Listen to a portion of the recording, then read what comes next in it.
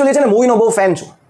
તો મૂવીમાં સની દેઓલ જાટ મૂવી આવ્યું હતું અને એમાં એક સ્ટાર્ટિંગમાં જ તે સ્ટોરીની શરૂઆત થાય છે કે જે સની દેઓલ છે એ સની દેઓલ ઇડલી ખાતો હોય છે અને જે બધા વિલન હોય છે, જે બધા ગુંડા હોય છે, એના દ્વારા ઇડલી છે ને એ ઢોળાઈ જાય છે અને એ ઢોળાતા જ સની દેઓલનો મગજ છે એ તમને ખબર છે પંપ ઉખાડી નાખે, બરાબર? તો એની ઇડલી ઢોળાઈ ગઈ. એક તો એને ભૂખ લાગી, તેની ઇડલી ઢોળાણી, બરાબર? તો સની દેઓલ છે વિલનને શું કહે છે? સોરી બોલ.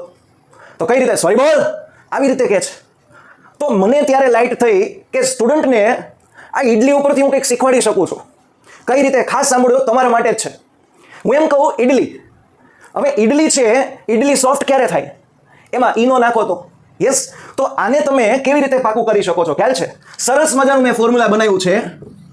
ઇડલી, હવે ઈનો નથી નાખવાનું, આપણે નાખવાનું છે એસએનઓ. શું? ઇડલી એસએનઓ.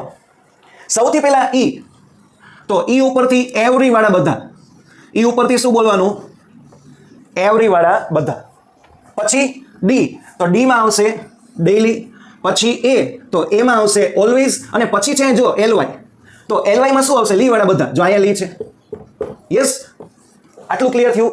ઇડલીમાં ઈ એટલે ઈ વાળા બધા, ડી એટલે ડેઈલી, એ એટલે ઓલવેઝ, એલવાય એટલે લી વાળા બધા, અને એસએનઓ એટલે શું થાય? Sometimes, never, often. બોલો ઇંગ્લિશ સહેલું છે કે નહીં? આ જે શબ્દો છે એ આપણે 1 સેકન્ડમાં પાકા કર્યા. કયા સૂત્રથી? ઇડલી એસએનઓ.